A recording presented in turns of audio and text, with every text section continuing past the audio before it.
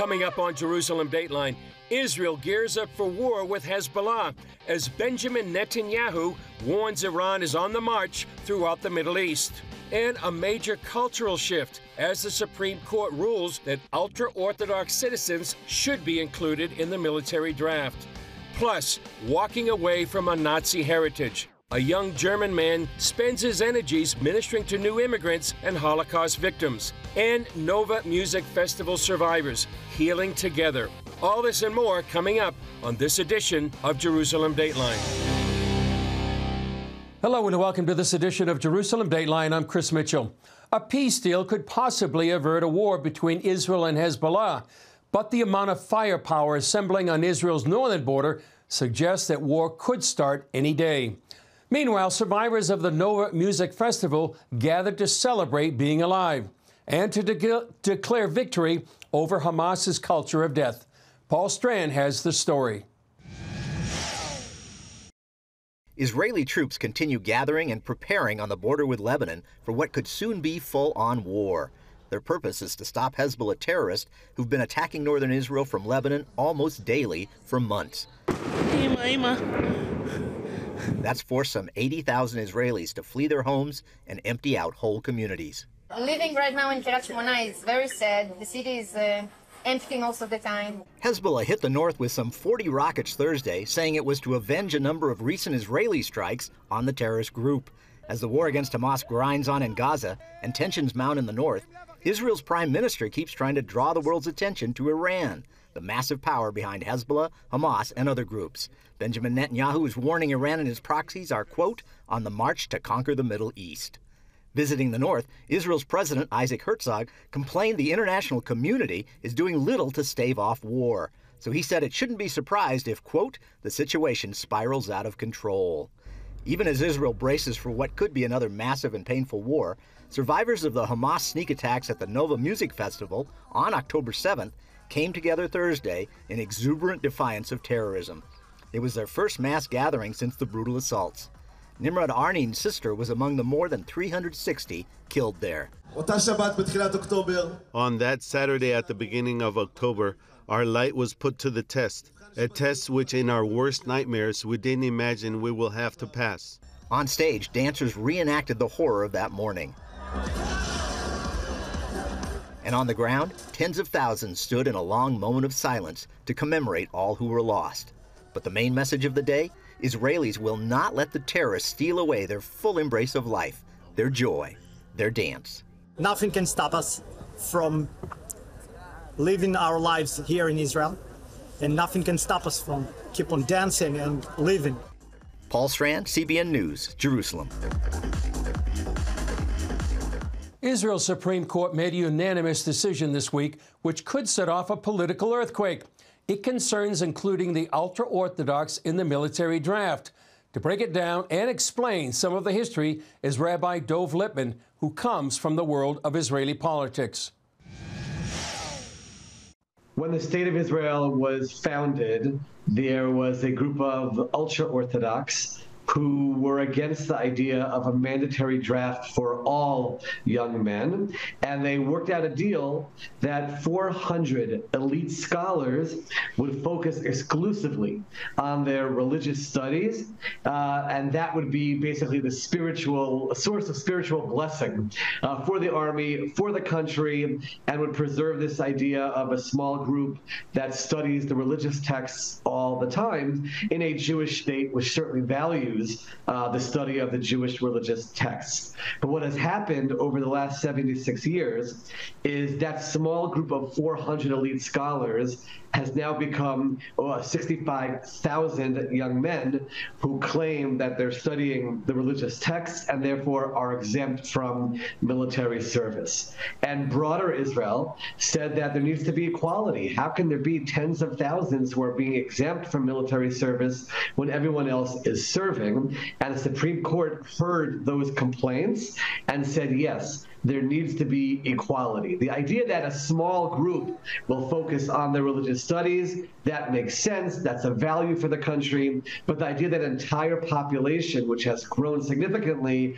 gets exempt, that's not acceptable. And that's what the Supreme Court ruled. And they basically said, the Knesset is required to pass legislation that provides equality, where everyone is serving the country. Now, the reason why this is a challenge is because in Netanyahu's governing coalition, he has ultra-orthodox parties that he needs in order to have a majority.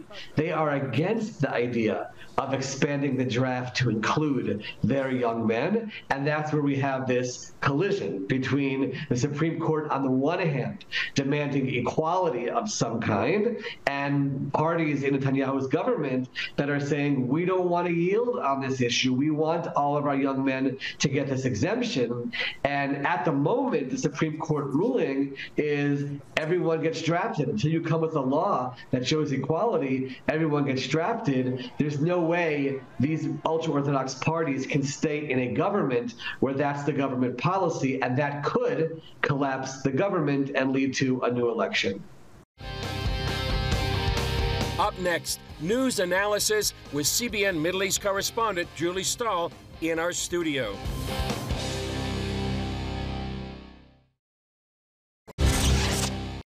Welcome back to Jerusalem Dateline. I'm joined here in studio with Julie Stahl, CBN Middle East correspondent, here in our studio. Julie, I've been gone for about 10 days. A lot has happened. Yeah, welcome back, Chris. It's great to be back. So tell us, in the United States, what's the perception? What did you sense? What's the perception of people there of what's going on here? I had two things, Julie. First of all, I think among some people, and I did meet some people that watched Jerusalem Dateline, and they had an understanding of what's going on. But I felt for some people there's unawareness of what is going on here in the Middle East.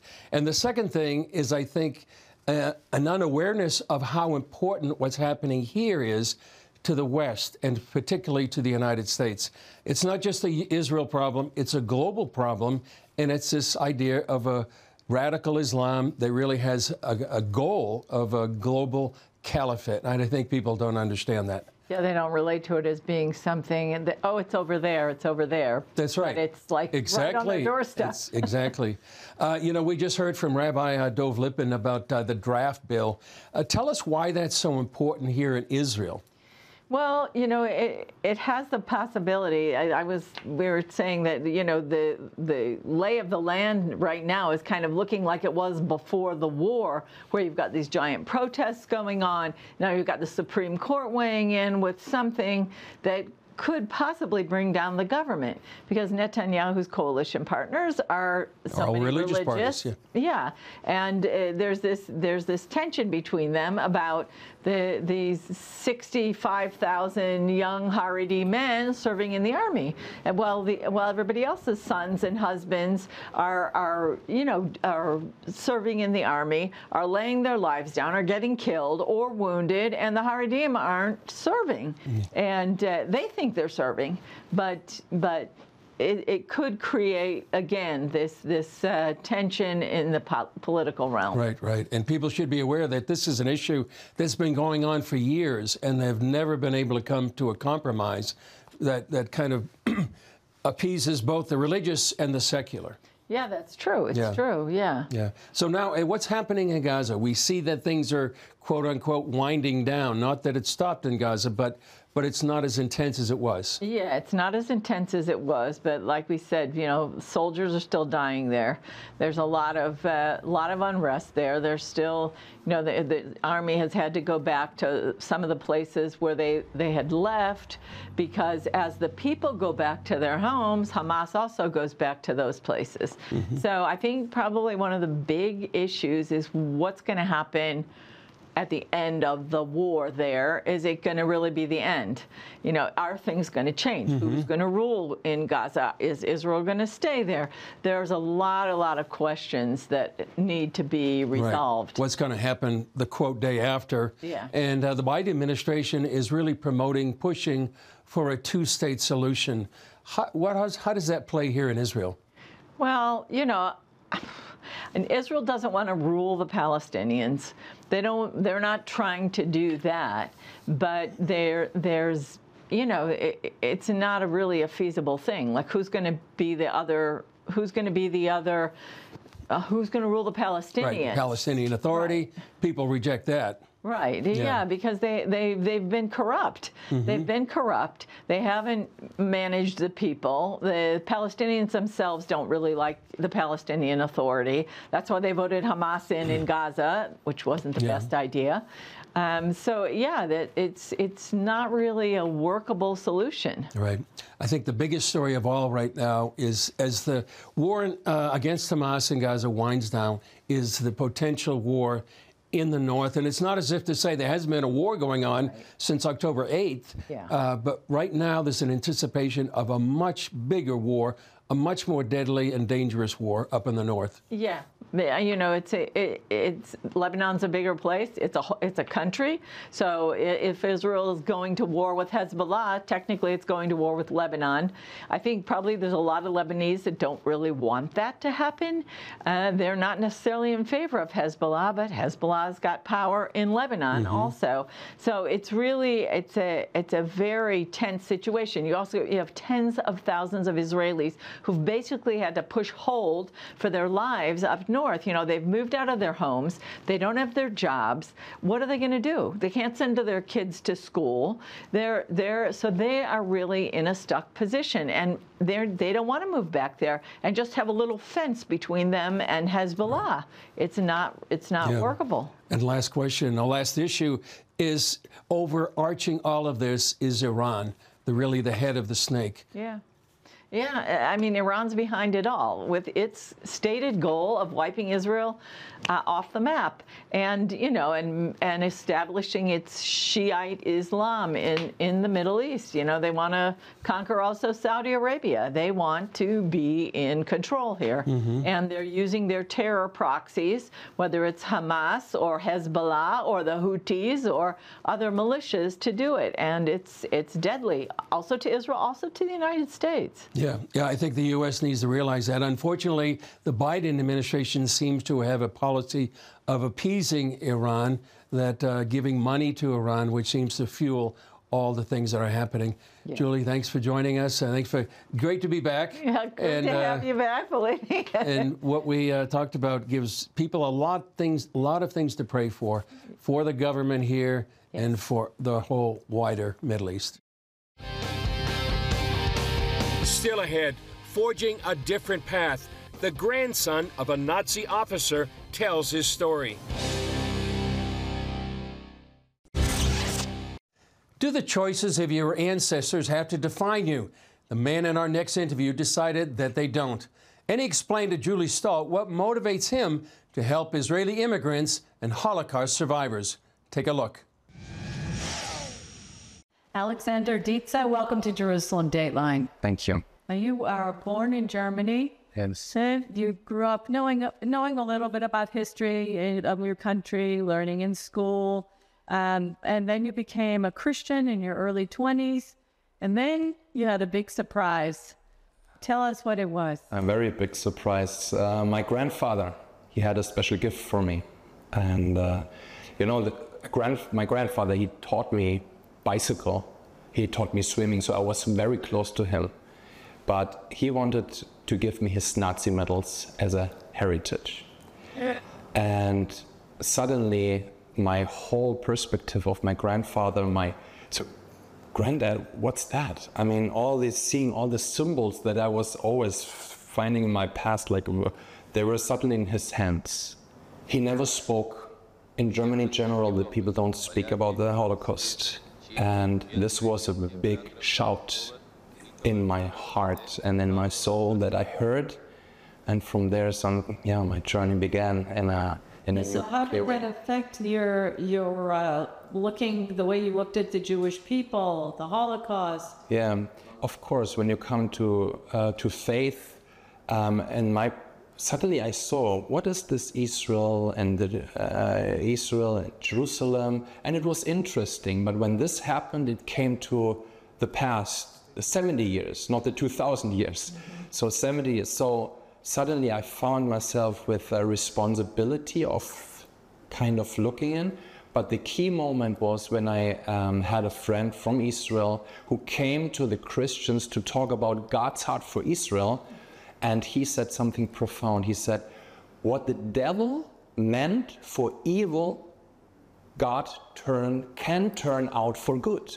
Can turn out. Now, and your wife also had played a part in this too, didn't she? She found out that there are in Israel in this time 250,000 Holocaust survivors that are still living in Israel, and they're very poor because they're coming from the ex-Soviet Union. When they come, they lose everything. They are maybe academics and teachers, and they start with cleaning toilets. It was a big wow. So we found an organization to invest everything to help the elderly, the Holocaust survivors that were children in the Holocaust, now immigrated to Israel, and to support them in different ways. And how did they respond to you?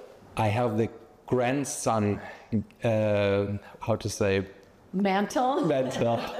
It's easier for them to relate with me as with the old elderly generations of German. It's really the little gap of grandson, because they can differentiate. They always say, it was not you. And I have to say, yes, but we have a responsibility, and we do it out of free will. So we never had rejection. In the opposite, I say always, I have in Israel maybe now 50 grandmas and 50 Jewish granddads. Wow. And one of them gave you a special present one time. Yes.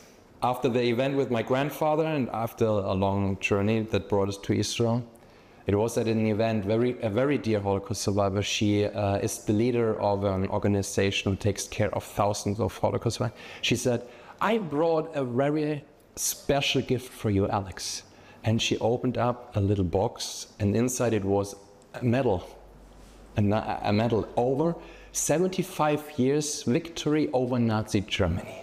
Wow. And from there, I connected the circle to my grandfather. I rejected his heritage of my physical grandfather, but I accepted with honor the heritage of my Jewish grandma. And this was a circle that was closed in a way. I saw the purpose of our being here, supporting Israel, supporting the elderly and the Holocaust survivors, in the responsibility we have as Germans, as believers. And this is what we're running for. That's a very inspiring story. Thank you so much, Alexander Dietze, for joining us on Jerusalem Dateline. Thank you for having me. When we come back, Healing Together. Nova Music Festival survivors rebuild through community. Thank you for watching Jerusalem Dateline. We're committed to providing you with unbiased reporting from the Holy Land. Through weekly broadcasts, podcasts, and online media, our vision is to reach millions around the globe with the true story of what's happening in Israel and the Middle East, all from a biblical and prophetic perspective. This is a big vision and is only made possible by the generous support of people like you. Call us toll-free at 1-800-700-7000 or go to cbn.com/Jerusalem Dateline and make a donation that will help spread the light of truth about Israel throughout the world. As shown earlier in our program, the survivors of the Nova Music Festival massacre are still putting their lives back together. Paul Stern reports on one way Nova survivors are healing, by finding solace in community. More than 3,000 revelers gathered last October at the Nova Music Festival in Israel, just outside Gaza.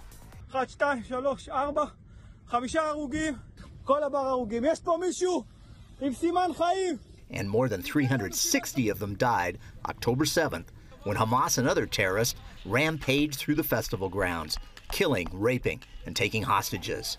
Survivors still to this day face pain, anguish, and trauma that make tackling normal life again seem almost too daunting.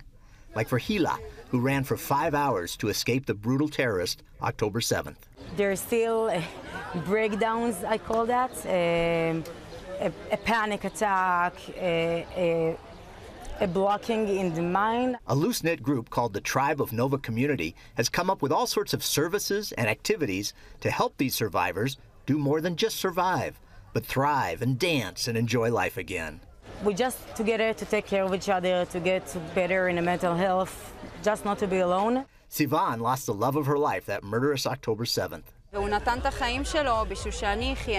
He gave his life so I could live. He saved 6 more people, not including myself. I could have chosen the easy solution and continue to bury myself in bed, but I chose life. I choose to continue and to be out and dance for him as well. Though his body was riddled with bullets, Sivan's partner drove her and a group of other survivors to safety before he died. I felt his hand protecting me. With all this, he was still driving. He was shot all over his body, and I felt his hand protecting me. The Friends of Nova Community helped bring Sivan back to life and to recovery from her wounds, and to the dance. I'm dancing for 2, and after being shot in the leg, I come here and come back to dance and be happy and meet friends. I need to dance again. We have to dance again, not only for me, for all the people that I lost. I lost more than 6 friends to the Nova Music Festival. 3 of my friends are still holding hostages in Gaza. Hila and Sivan dive into all that the Tribe of Nova Community brings them, like a once-a-week get-together by a Tel Aviv lake. They garden, explore therapies, get psychological counseling, and party again, together. The community, the very special people, beautiful inside and out, are the ones who basically bring me back to life. I'm much better. I'm going out, I can dance, I can smile. I think this is our victory, and it is true that there are still people who are held hostage and they go through hell every day, but that does not mean that Hamas has defeated us. Paul Strand, CBN News, Jerusalem. Well, that's all for this edition of Jerusalem Dateline. Thanks for joining us. Remember, you can follow us on social media, and you can access CBN content through our CBN News and other CBN apps. And remember to sign up for our email blasts, and please continue to pray that God would thwart the plans of evil men and make a way for the hostages to come home. I'm Chris Mitchell. We'll see you next time on Jerusalem Dateline.